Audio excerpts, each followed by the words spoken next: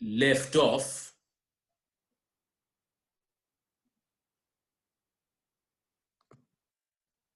okay, so we started looking at chapter 1, and as I said yesterday, I said that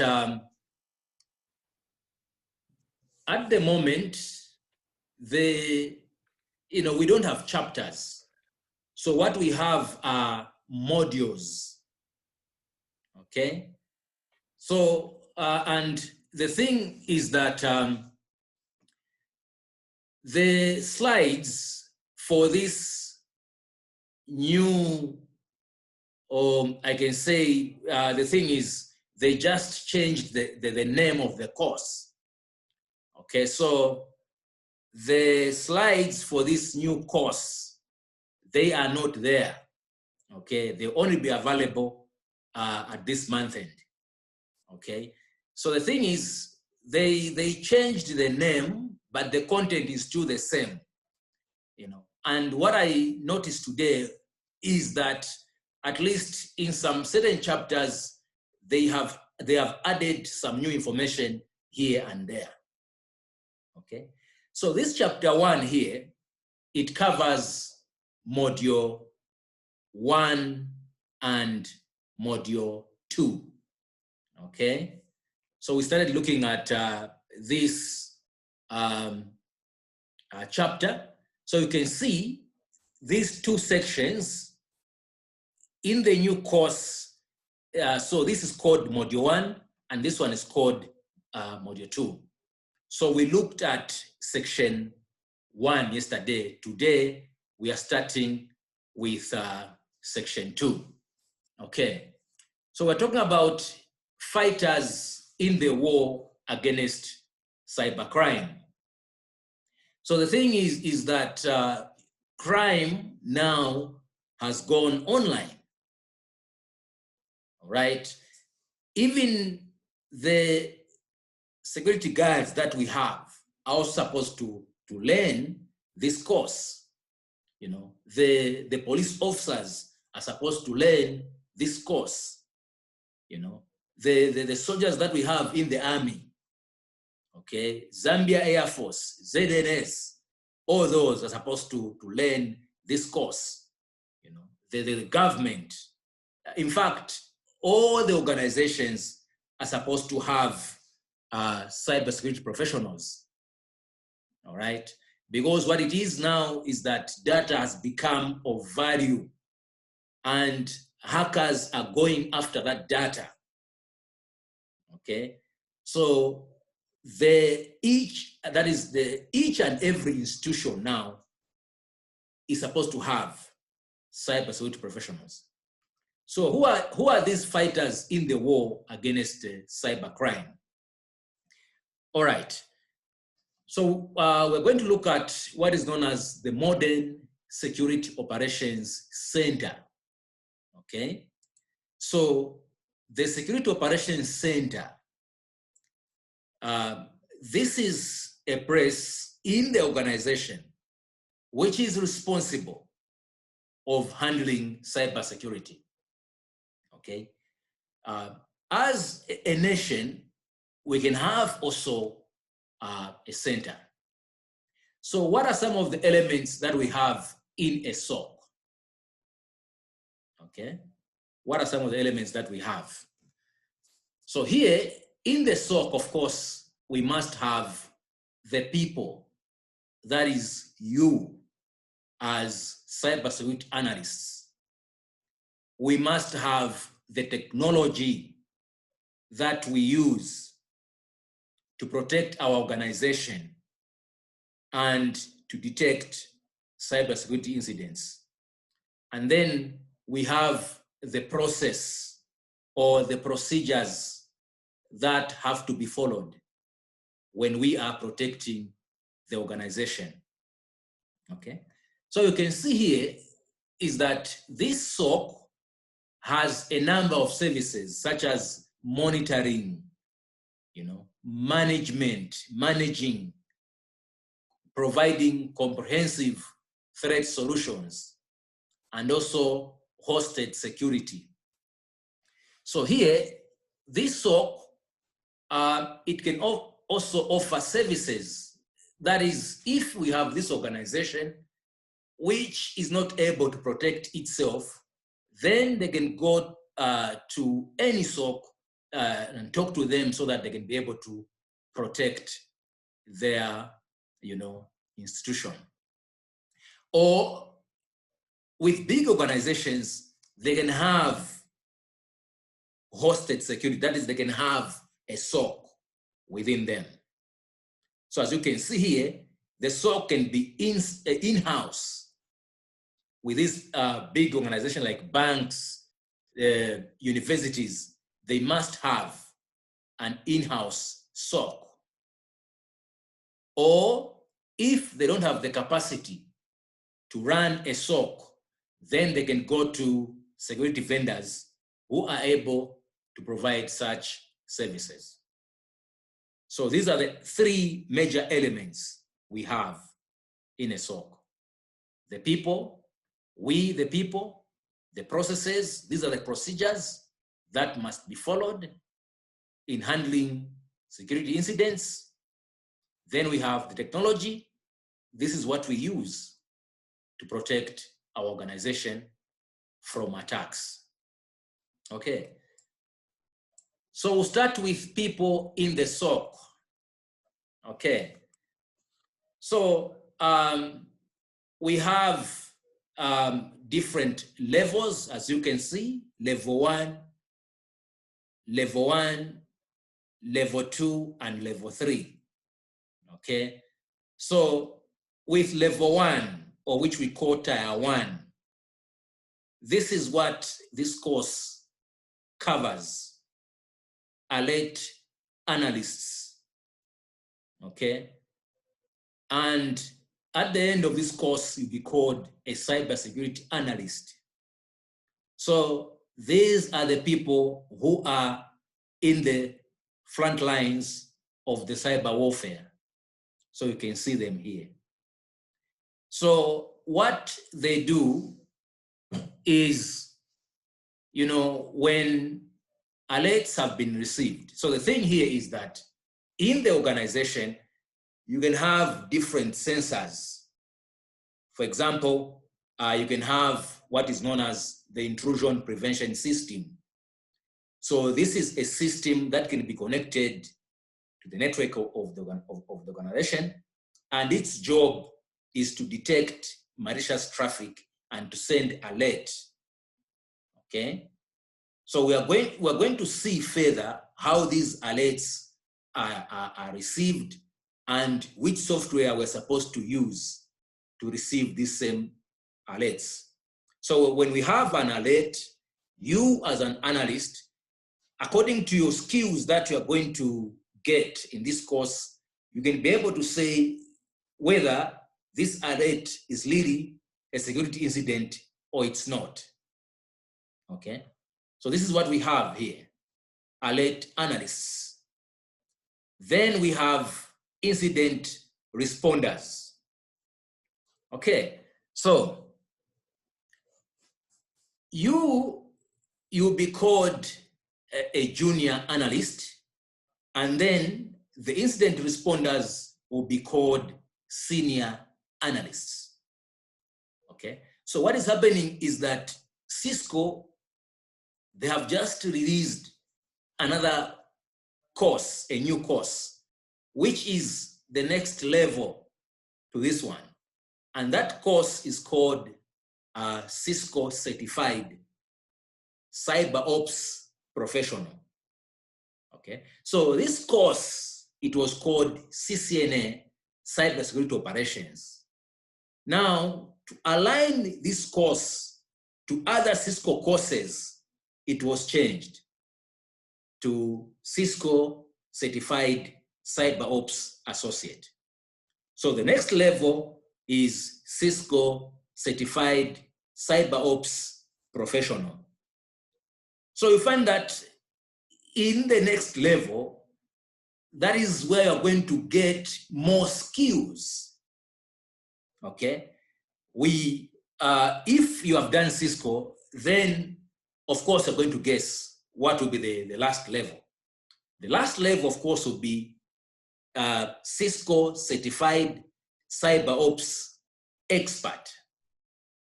Okay, so the thing is, you as a junior analyst, you can, if you can't determine whether this is an incident, then you pass it over to the incident responder. Okay. After the incident responder, what we have next is what we call the subject matter expert or the hunter. So the hunter has more skills than the incident responder, and also more than, of course, the alert analyst. Okay, so this is an individual who can be able to do what is known as threat intelligence. With threat intelligence, here you are gathering information on the latest threats. So the thing is, in cybersecurity, you have to be learning, because each and every day we have new threats. Each and every day we have new attack methods. Okay. So this person also is an expert in networking. That is able to work with a firewall. Okay, so the thing is, as I said yesterday, as we are progressing, if you didn't understand, it's, you can unmute yourself and then you ask. Okay, so he also has some skills in networking, and I can say in computer network security. So in computer network security, we deal with how you configure the intrusion prevention system. How do you configure it? How do you set it so that it can be it can be able to detect intrusions? Okay, and then we have devices like intrusion detection system. So the intrusion prevention system detect and prevent an attack. Okay, the intrusion detection system, it only detects, but it works hand in hand with another device which we call the firewall. Okay, so again, the firewall is another device that we use to protect organizations. So what it does is to either to allow traffic or to deny the traffic which is coming into your organization. But things are now changing. You find that we can have the firewall, a single firewall, and inside that firewall, as traffic is coming into your organization, we can have the antivirus, we can have the intrusion prevention system that is inside the firewall. So this hunter here, or subject matter expert, he has knowledge or skills in computer network security. And then he also has knowledge in malware reverse engineering. Okay, so malware, this is, malicious software. It includes things like viruses, worms, Trojan horses, and others. Because I know most of the people, they know that, they just know the virus, but we have so many, different types of malware. Okay, so malware means malicious software. This can mean the viruses, okay, Trojan horse, and of course, what is a Trojan horse? Okay, a Trojan horse, this is a program that, you can install on your laptop. It's free, but meanwhile, it is doing something else while you're running it. Maybe it is sending information to the hackers. We call that a Trojan horse, okay? And then the worm. What is a worm? So a worm is malware which has the capacity to move on its own over the network. Okay, so we saw yesterday, we looked at a Stuxnet, which was used to attack Iran.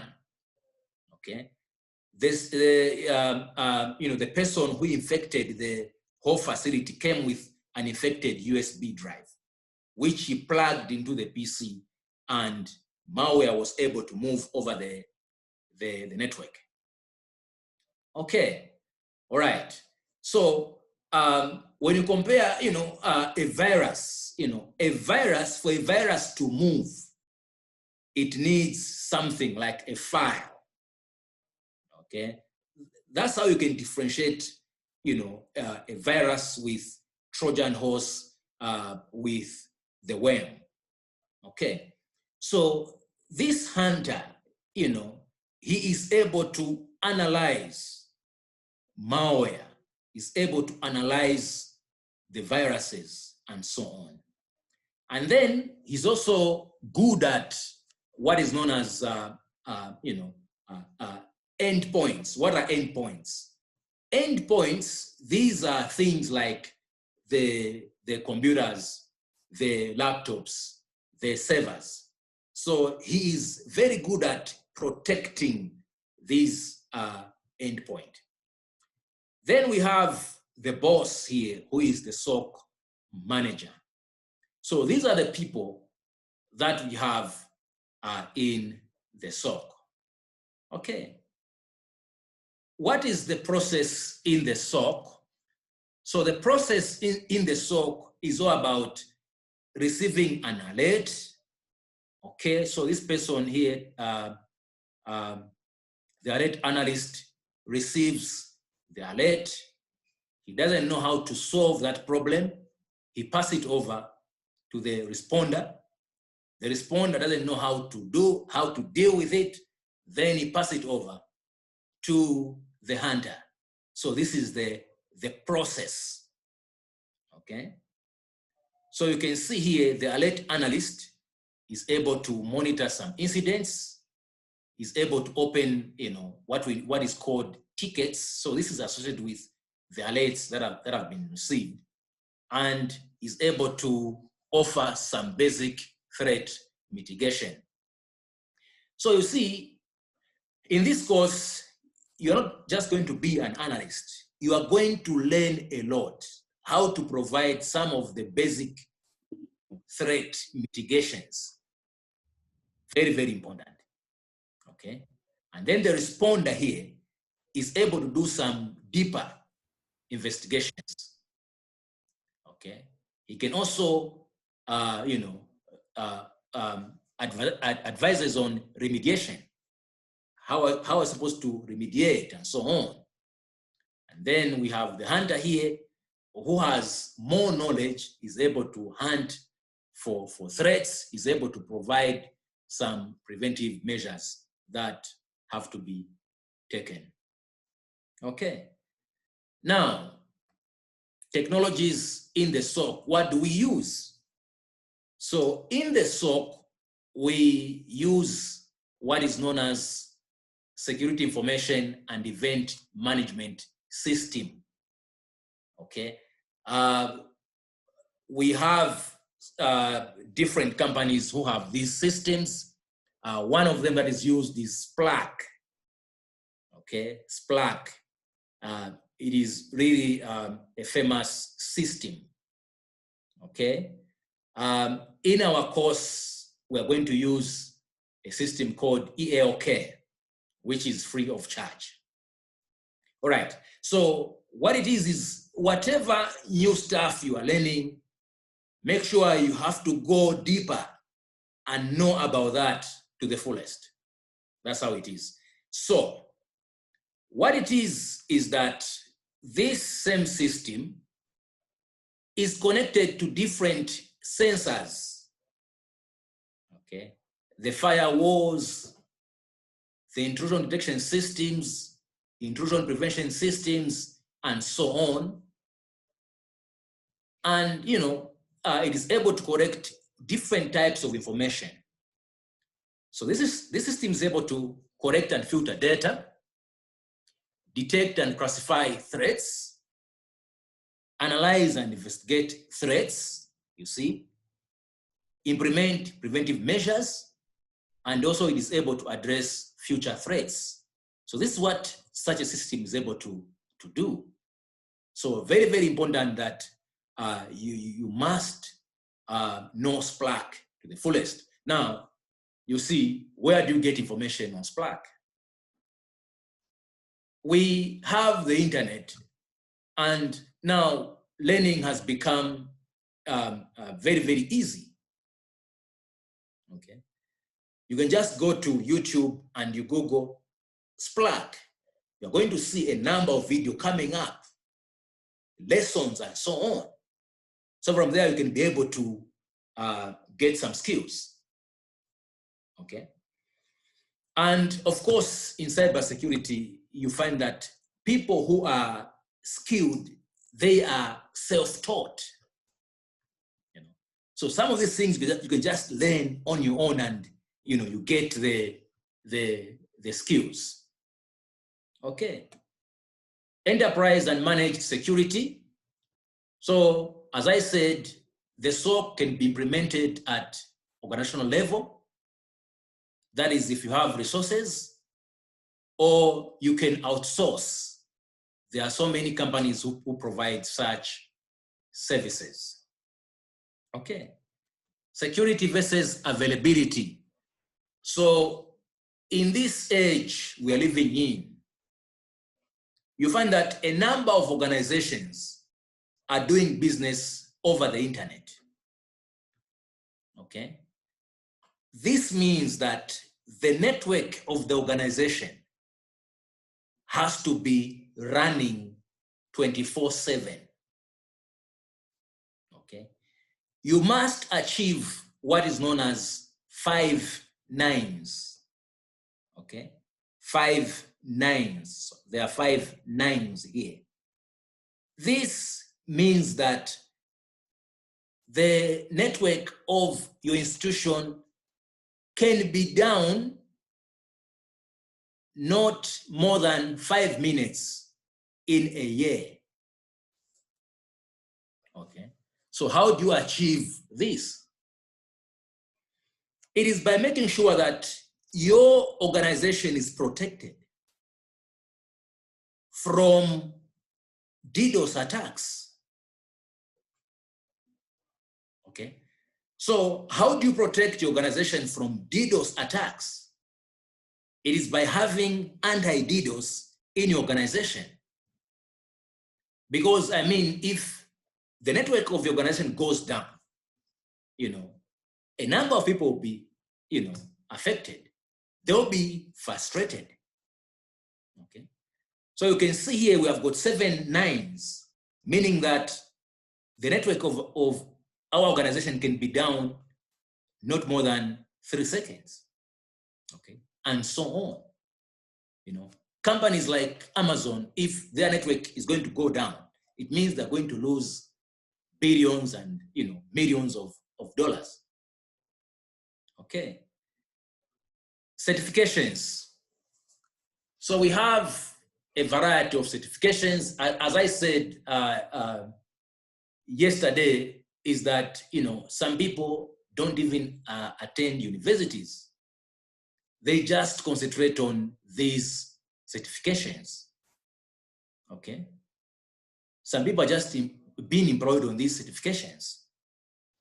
So in cybersecurity, we have a number of them. And one of them is the CYBEROPS associate. Okay. So you can start with this one.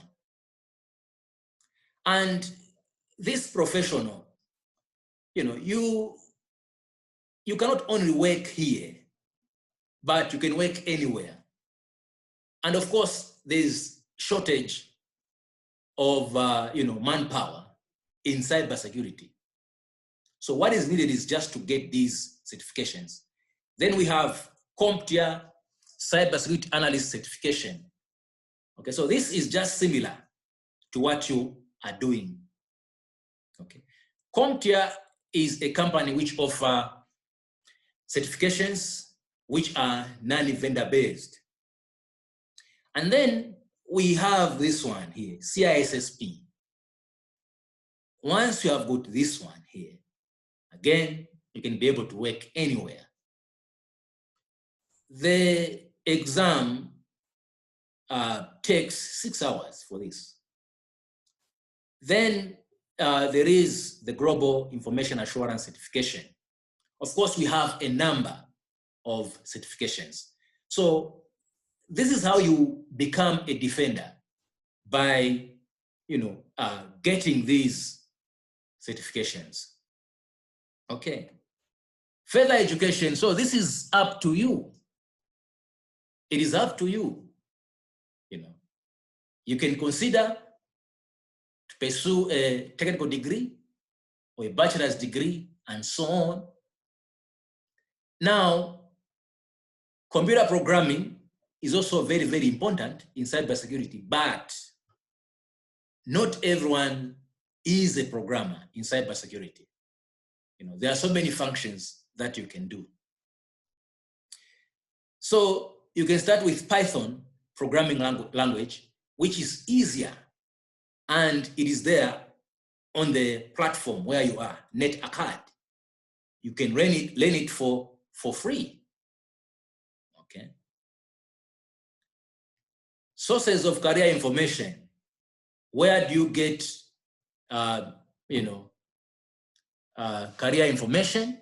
So these are the websites. Okay, and you can have an account on LinkedIn, and you can put your CV there and so on. Okay. All right. Getting experience, it is through internships. Of course, this course used to be a scholarship. Okay. Temporary agencies, your first job. So, of course, we are working on this, interns. So we want people whom we are training, they need to be getting some internships. So this is very, very important. Okay, so that is that on module 1 and module 2, which is called chapter 1. Do you have questions before we proceed?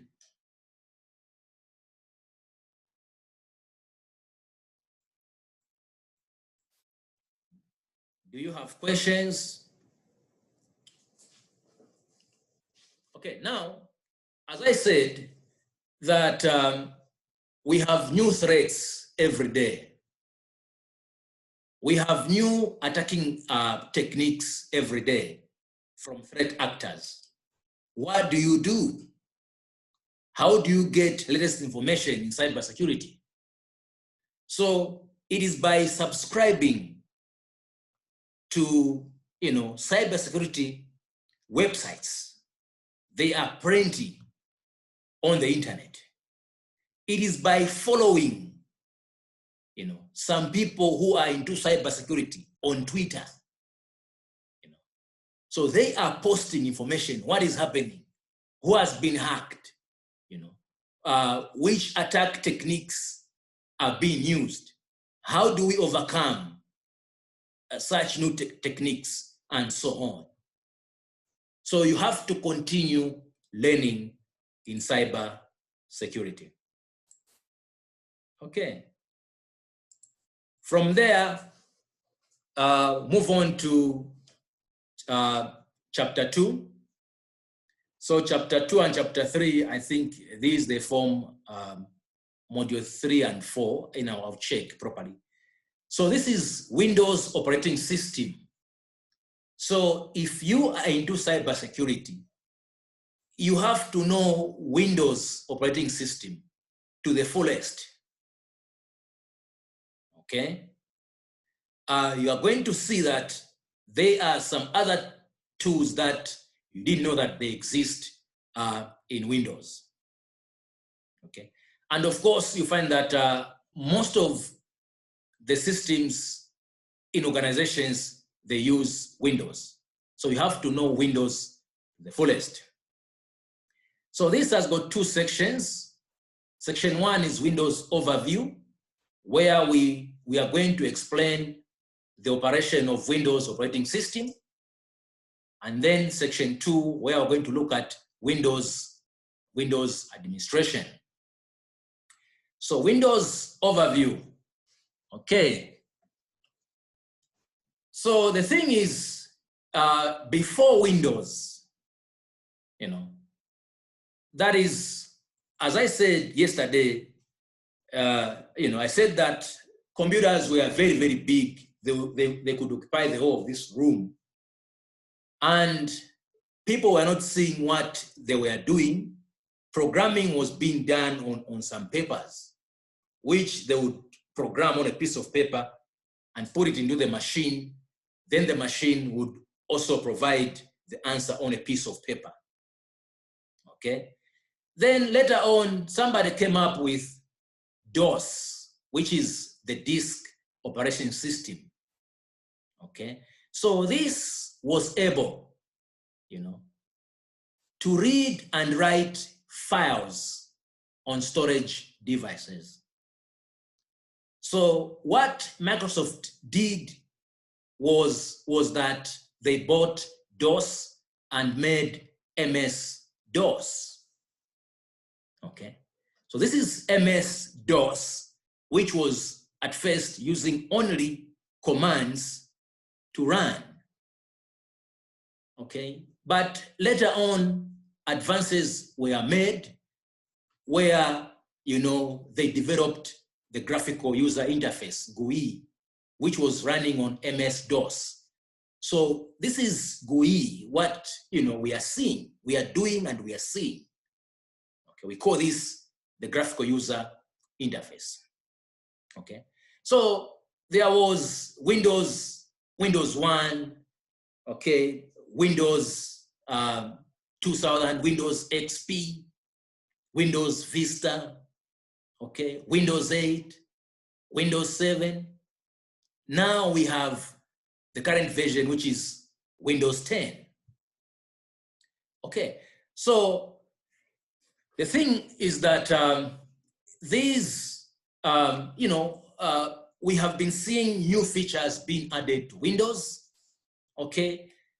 And because of that, MS-DOS couldn't cope with those new features. So what was introduced was new technology, okay, which is able to accommodate some new features. Okay, so these are the different versions of Windows, you know, as I said earlier. So I've got Windows 7, but it has got different versions. These versions have different features. So you find that some have some certain features where others don't have. Okay. All right. So of course, what we had was Windows, you know, which was running on 32 bits, but now Windows, I mean, what we have is Windows supporting 64 bits.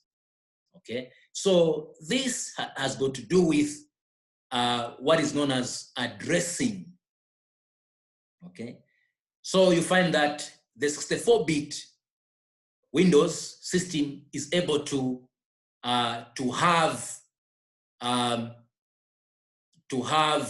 large amount of memory. So you can see here, theoretically, it is able to have addresses up to 16.8 million terabytes. And because of that, it can be used by scientists, you know, to manipulate a large amount of information. Okay. So this is Windows GUI, graphical user interface, where here we have notification area. This one is quick launch icons. And then we have the state menu and search. We call this the taskbar. We call this the desktop, okay?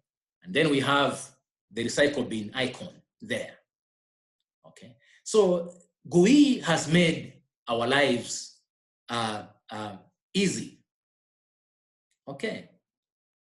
All right, operating system vulnerabilities. So what is a vulnerability? A vulnerability is a weakness, okay, in the design of a system. Okay, I said it yesterday that the operating system is made by humans, and it consists of millions of lines of codes. And of course, we humans, we can make a mistake in coding. And once that has been done, you know, it is going to create a vulnerability.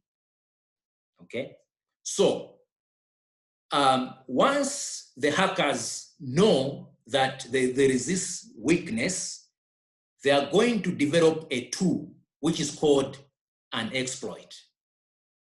So they're going to use this exploit to exploit the vulnerability, you know, and have access to the system. Okay, so what are some of the common Windows operating system security recommendations?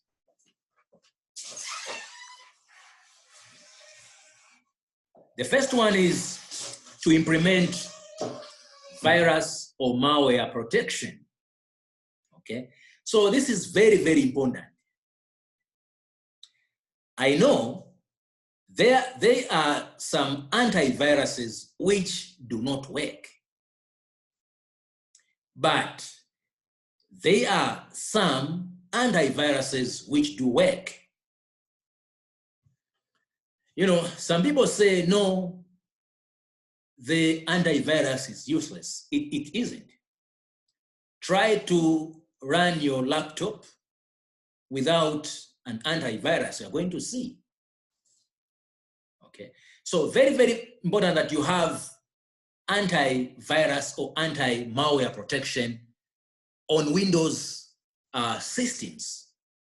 And of course, this anti-malware has to be up to date. Why? Okay, so the thing is, the antivirus, it has the database, okay? It has the database of signatures of viruses, okay? So when it is scanning a file, it compares some signatures of that file with the signatures it has in the database.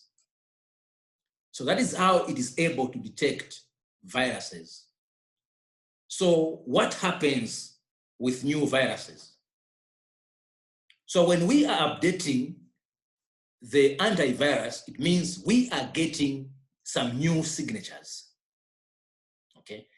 But the thing is that the antivirus that we have now, they do not only have the signature database, but they are able to detect viruses based on certain rules and certain policies. Okay. The other thing is, do not allow unknown or unmanaged services on your systems. This is very, very important. So you must be running the software that you know, okay, that has been acquired from, you know, well-renowned software companies, okay? You have to use encryption. What is encryption? Okay. Encryption, this is when we get information and we pass this information through mathematical formula such that this information will become what? Scrambled. So that even though it has been intercepted, no one can be able to read that information. You should implement a strong security policy, okay? So Windows has this security policy. So a security policy consists of procedures and rules which we must follow. Okay. Then you must also review firewall settings periodically. This is very, very important. And then you set file and share permissions correctly. Okay. The use of a strong password. What is a strong password? A strong password is one with at least 8 characters. It must have uppercase and lowercase letters. Okay. It must have at least a number and at least a special character. Okay. So very, very important that you have strong passwords in your organization. Okay. But, you know, some people argue saying, no, the strong password is the weakest. Why? Because with some people, if the password is too strong, they're going to write it down, which is not required. Okay. So the easier way of coming up with a longer and stronger password is by using what is known as a passphrase. So what is a passphrase? So I can come up with a password saying Andrea Tell works at University of Zambia and so on. So I'll be getting the first letters and creating a password. You know, it is a sentence. Okay, so it will be easier for me to remember the password because I've made a sentence. Okay, so the other thing is log in as administrator only when necessary. So you have to log in into the system, you know, just like a standard user. Because when you log in as an administrator and that system is infected, it means that malware, which has affected the system can be able to gain administrative privileges. Okay, so an administrator is able to do anything on the system. Therefore, you should log in most of the time only as a standard user. Okay. All right. Windows architecture and operations. So we're going to look at what is known as the hardware abstraction layer. Okay. So the thing is, an operating system has 2 modes. User mode, you can see here, and the kernel mode. The kernel mode, this is the main component of the operating system. Okay. So we have this operating system, and the operating system is separated from hardware by using what is known as the hardware abstraction layer. Hardware, these are the things that we're able to see. For example, the processor, the RAM, and so on. Okay. So the operating system has to be separated from hardware by using what is known as the hardware abstraction layer. Okay. So why do we have 2 modes? So you can see here in the user mode, this is where applications are running. And then in the kernel mode, this is where we have the operating system kernel running, as well as the drivers. Okay. Of course, the thing is, when you connect the printer to the laptop, you need the drivers. Okay. So these, they have to be separated, because if an application is running and then anything has happened to that application, then that won't affect the kernel.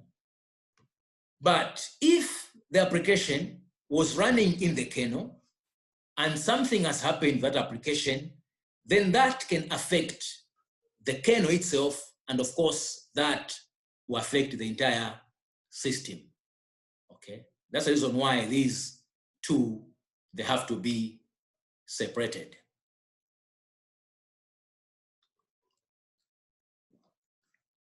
Okay. Windows file systems.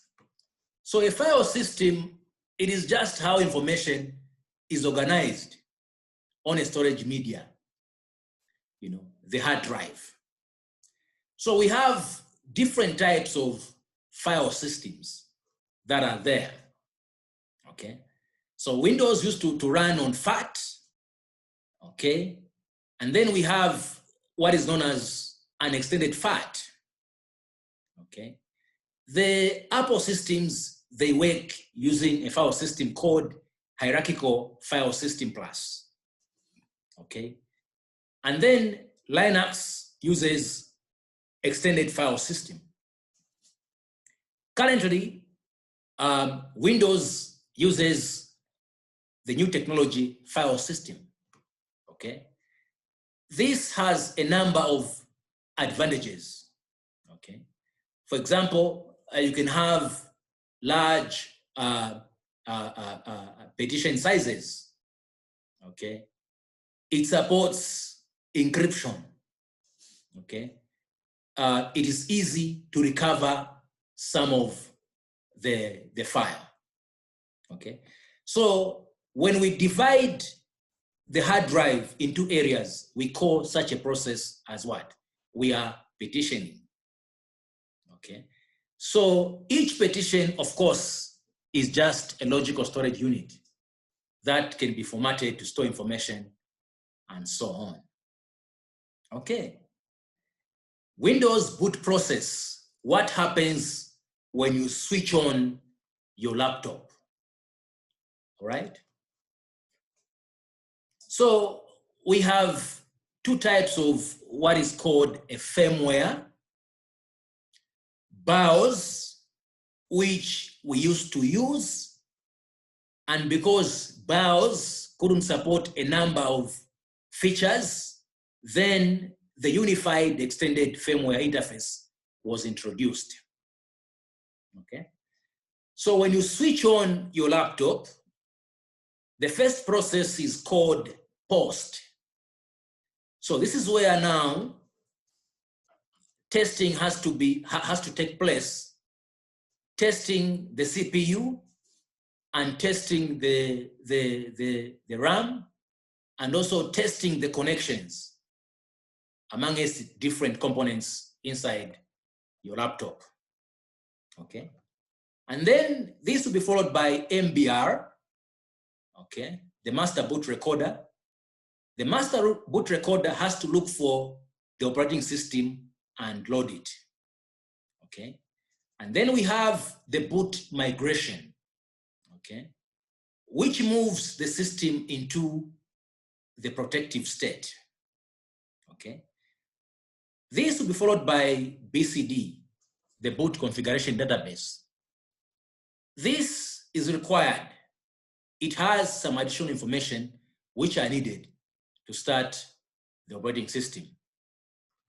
So from here, if the computer is coming from hibernation, then it will go to resume. Otherwise, this will be followed by WinLoad, okay? So the WinLoad has to create a certain file in the registry. Then it is followed by KMCS. This part makes sure that the software and other drivers that we are using are digitally signed. Something has to be digitally signed to prove that it is genuine, okay? And then we have the NTOS kernel. This is the part which starts the kernel, and it also creates the how. Afterwards, it will be followed by SMSS, sorry for that. This component is going to communicate with the registry to create the new environment where now you can what? Log in. So that's where now that login page appears, where you can key in the password, okay? So this is the booting process of Windows, okay? Windows startup and shutdown. So I earlier mentioned the registry. It is really a very, very important component in the operating system, okay? So we have two important registers, the H key local machine and the H key current user. So the H key current user, it consists of information of the people who logged in, and then the H key local machine consists of information that has to do with software and hardware. Okay, so what we have is the system configuration, which has these 5 buttons on top. Okay, we have general, which has different types of startup.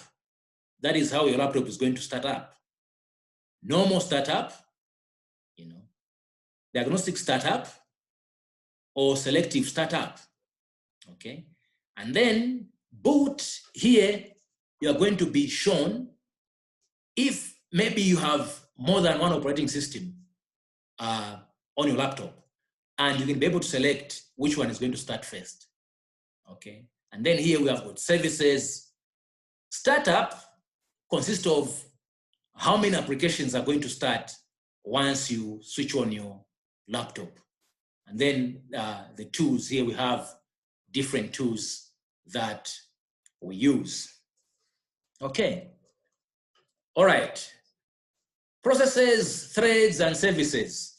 So the thing here is when you start a Word document, what you are starting is a process, okay? So a process is any program that is currently running or executing, okay? So this process also creates what is known as a thread. So a thread is just part of process that is also executing. Now, on your laptop, if you want to know how many applications are currently running and how many processes are currently running, what you need to do is on your keyboard, you press Alt, Control, and what? Delete. And what is going to appear is this here. So Alt, Control, Delete. What is going to appear is this task manager. Okay. So it is from here where you can be able to see some illegal processes. So these are the applications that are running. Okay. These are the processes that are running on my system. Okay. Now, the task manager is really a very useful tool on Windows operating system. Okay. At one time, a colleague came here to my office. I wanted to do some research on my desktop computer. Then, he opened Word document, and then the CP level immediately went to 99. From there, the thing is, he called me saying that the system is very, very slow. Then I had to run the task manager. And then came to CPU. This is the processor. So this is the amount of the processor I'm using. So he just opened Word, and the CPU usage went to 99%. Then I immediately knew that my PC was infected. Okay, so what I had to do was to Google for Windows malware remover, which I found, and I had to run it on my PC, and for sure my PC was infected. Okay, and then after running that malware remover, it removed the malware, and my PC became very fast. So one of the characteristics to know that your system is infected is that system becomes very slow. So here you'll be shown memory usage, okay, disk, network, and so on. Okay, so this is really a powerful tool. Okay, memory allocation and handles. So the thing is that any program that is running on your laptop, for it to run, it requires memory. So it has to be taken and put into the RAM. Then it has to access the processor for it to run. Okay. So we have, each process requires the virtual address space for it to work. Okay. So of course we had Windows 32-bit architecture, which was only supporting addressing up to 40 up to 4 GB. And then you can see here with 64-bit architecture, it's able to support virtual address space of up to 8 terabytes. And if you want to see how memory is allocated on your Windows system, you have to use a tool called System Internals RAM Map, which is free of charge. Okay. Windows Registry. So here, for example, if someone has committed a cyber crime at your organization, you have to go to Windows Registry to see what he has been doing. Okay. So the registry, it stores a large amount of information related to hardware, applications, users, and so on. And this registry, it is a hierarchical database having the highest level as known as the hive. Okay, so these are the common 5 hives that Windows has. We have the H key, current user. So this holds data concerning the currently logged in users. Okay, H key users, this one holds data concerning all the user accounts. Okay, so you can be able to know who has logged in, when, and so on. The H key classes root, this one holds data about object linking and embedding registration. H key local machine, it holds data concerning system related information. H key current configuration, it holds data about the current hardware profile. So if you are into cybersecurity, you have to really know the Windows registry to the fullest, because it is there where you're going to go and dig certain information about what someone was doing on a system. Moving on further, Windows administration. Okay. All right, so here, how do you run a program as as an admin. So what you do, you can select that program, and then you right click, then this menu will appear. Okay, once you select run as an admin, it means you're going to run this program as an administrator. Okay, so as you learned previously, it is not allowed to do this most of the time, because this program that you are running is going to have the privileges of an administrator. An administrator is someone who can do anything on the computer. Okay. What we did here with our labs is that it is protected, whereby our students here can't install anything. They are supposed to have the privileges of an administrator for them to install anything on a machine. And that is what you can also do in your organization. Since I said earlier that, you have to allow only certain services to run on your computers. Okay. Local users and domains. Okay.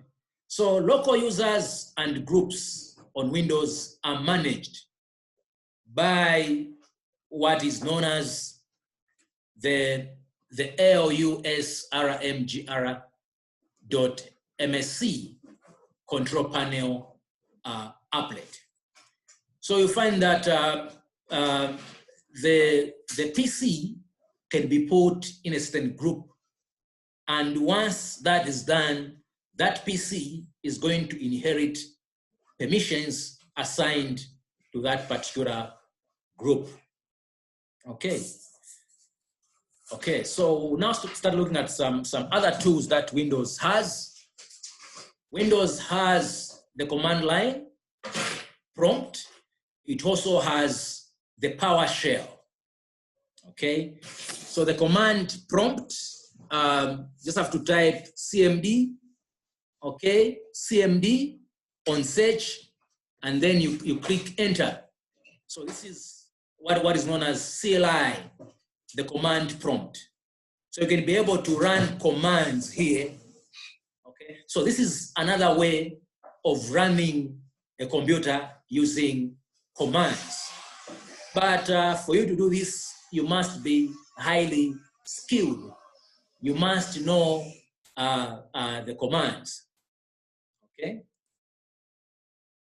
So PowerShell, this is PowerShell.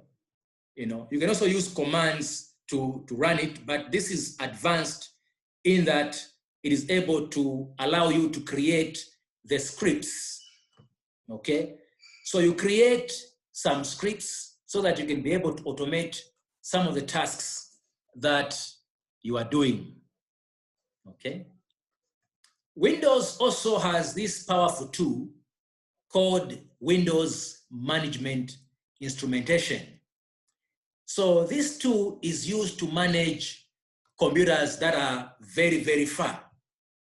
By using this same, WMI, you can be able to install software, you can be able to remove software on machines that are very, very far. Now, the traffic of WMI is trusted. Okay, so the hackers can be able to use this traffic to launch attacks against your systems. Therefore, very, very important that access to WMI, has to be restricted. Okay. The net command. Okay. So this is also another tool that you can use to manage and run Windows. Okay. Now, if you want to know about the net command, you just have to go to the command prompt and you type net help. So this is going to show you, how to use the net command. Okay. Furthermore, we have already, I talked about the task manager. But if you want to know more how resources such as the CPU and memory is being used, then you have to use the resource monitor. Okay. So you can just go to, search and you type resource monitor. From there, this, will be displayed. So you can be able to see how much of the CPU is being used, how much of the processor is being used, how much of the RAM is being used, and so on. Okay. Networking. All right. So with networking, in Windows, we have the tool called netshare.exe, which is used to configure networking parameters. Okay. Now, if you have bought a brand new laptop and you are wondering whether you can be able to connect this laptop to the network, how do you test? If you want to know whether it will be able to connect to the network. So what you do is that, just a minute, you go to the command prompt and you start the command prompt and you use a utility called ping, okay? So ping space 127, this is the IP address of your laptop, okay? And then you press enter. So ping is a utility that we use in networking to test connectivity between devices.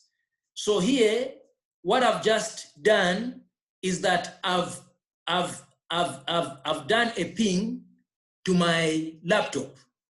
So you can see 4 pings or 4 packets were sent and 4 were received. Nothing was lost. So this already shows that my laptop will be able to be connected to a network. Okay. All right.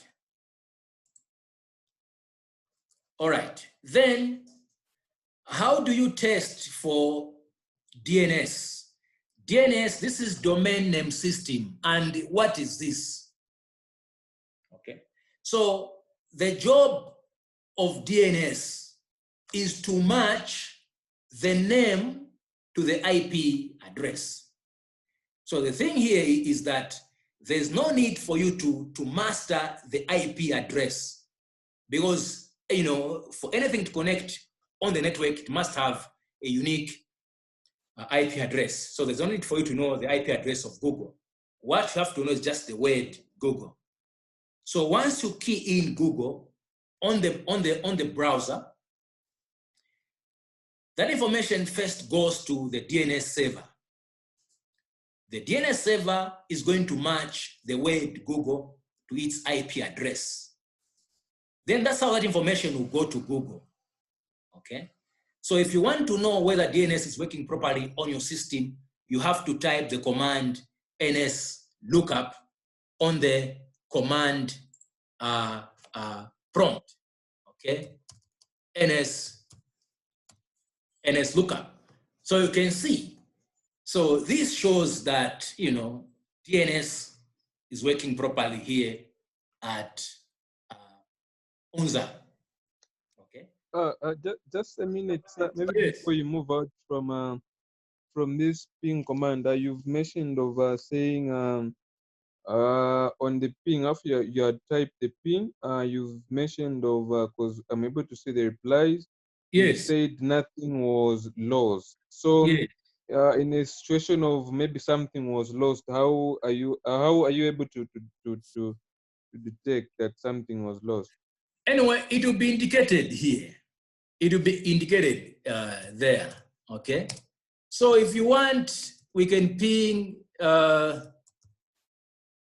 www.cisco.com, but most of the time, okay, so I've done the ping of Cisco, okay. But you can see that nothing is happening here. Have you seen? Nothing is happening. The ping can't ping Cisco.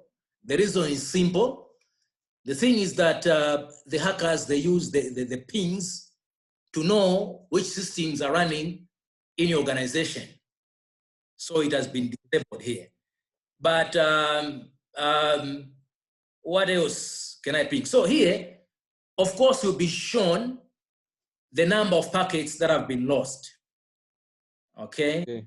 Yeah. So if we had only these two, I mean, successful pings, only two, then we could have seen two being indicated here on lost. Okay. Yeah. Right. So this means that 4 echo requests were sent to this address, and 4 echo replies were received. So that's how you test connectivity. Okay. So let me just do one thing. I want to know.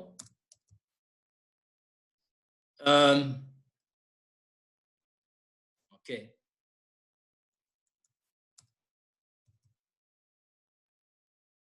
No, not here. Let me just exit.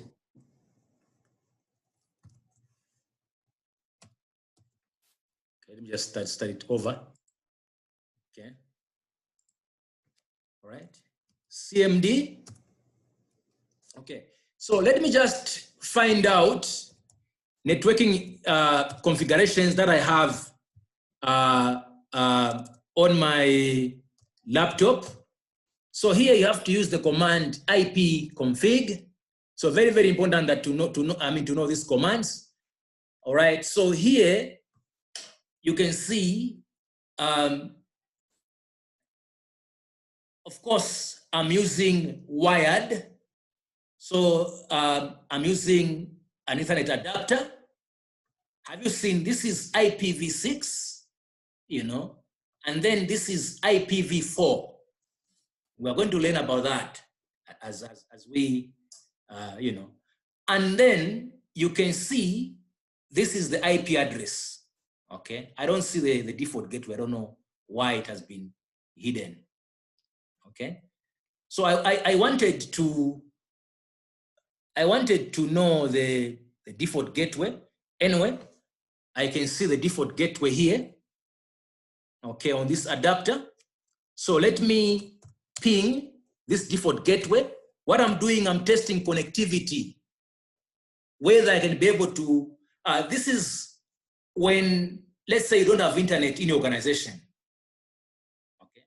So you want to find out whether the problem is inside the organization or it's outside. So what you do is you have to ping this default gateway. This is the IP address that we use to move from this network to another network. So you type ping 0.76.1.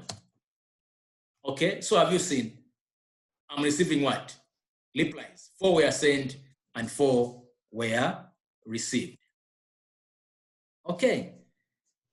Then this command net start, okay, it is also a very, very, yes? Just to take you back, when you're using NS lookup, yes, are we able to resolve that IP address, the one that you have tried to pin the default gateway? Yeah, let see the actual name of the Let me try to. I think you can. No. So you saw that pings can't reach CISCO.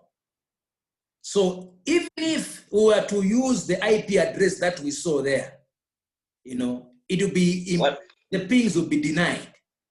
Yes, but what I mean, the actual default gateway for your network, the one that you are using, wants to see if it will be able to resolve to resolve into the name from the IP address, the address resolution protocol. The actual IP address is able, if it is going to resolve into a name, because we are using the actual IP address when we use the NS lookup. Yeah, true. Anyway, I need to, anyway, let me just try. So NS lookup rate, right? Yes. Then the actual IP address, which is 155. 155.0.0. What? .76. .76.1.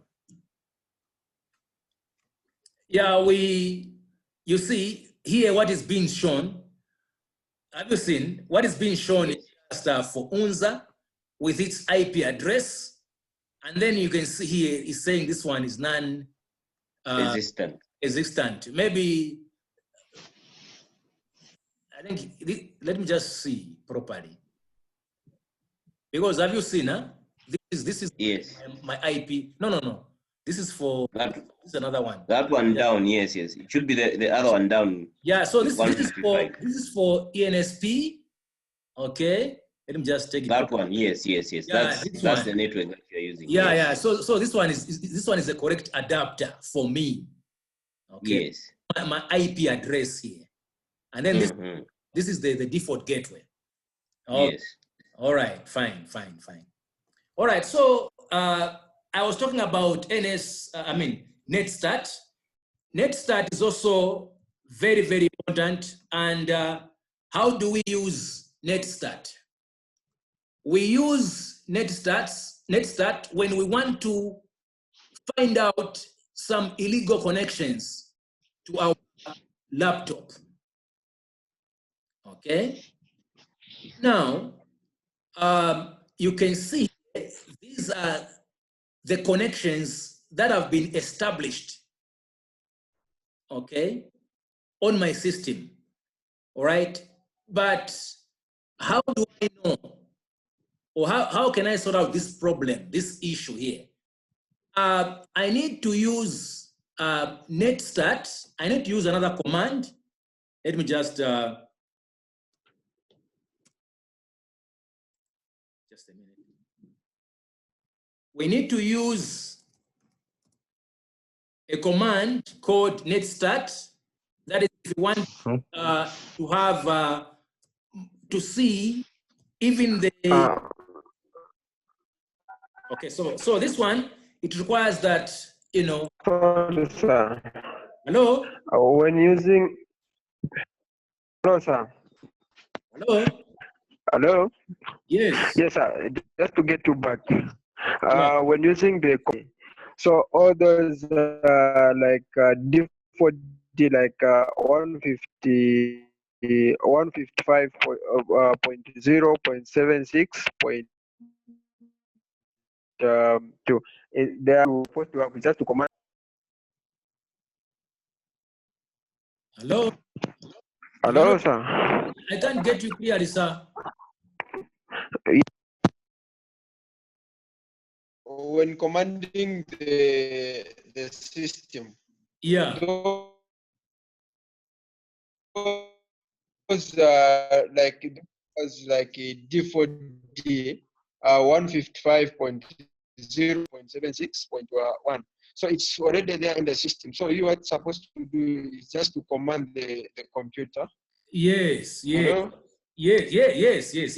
So the thing is, listen, if you want to know the network configurations, on your laptop, you use this command. Okay. In fact, ipconfig, if you want, you leave space / or, that is if you want all the adapters to appear. Okay. Now, it depends on which adapter you are using. At the moment, I'm using a wired network. So I'm using a wired adapter, okay? But if I'm using wireless, then I'll be using the wireless adapter. So this command is going to show you the IP addresses that have been assigned to your system. And then also, you are going to know the default gateway. Okay, the default gateway is the IP address that we use to, that we can use to go to the internet. So when maybe you don't have internet, okay, when you don't have internet, you can try to find out whether the problem is internal or is external. How do you find out? It is by, pinging this default gateway.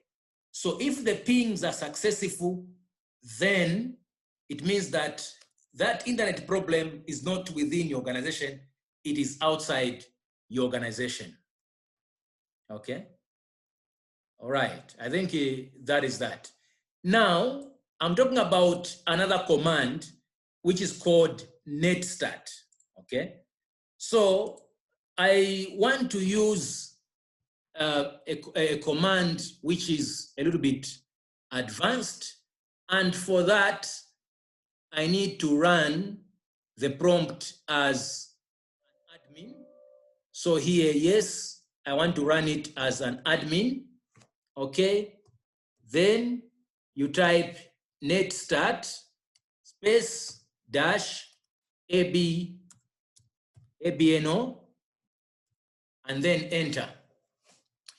So what this command is going to show you are the connections, who is connected to your laptop, okay? And the process IDs, okay? So once you have discovered, a known connection, then where do you go? Then you go to the task manager, okay? From the task manager, okay? From the task manager, you can be able to, let me just see. Okay.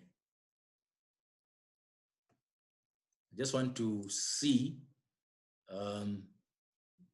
Yeah, okay. So have you seen here, we have process ID. So here on the connections, once you have identified an illegal connection, then you have, you have to take note of the process ID, and then you come here. Once you have found that illegal connection, you can select that illegal connection, and then you end the what? And then you end the process. So that is one way of how you can use netstart, okay? Okay, so I think we are going to end here looking at time. We have covered a lot today. Tomorrow, we'll be doing the labs. So I think I need to share the software that is required, and I'm going to share the labs that we'll be doing. It is from the labs that you're going to get, skills and knowledge. All right. All right. So I really appreciate that you have attended. Thank you very much. I'll see you tomorrow at 18:15. Good night. Wow. All right.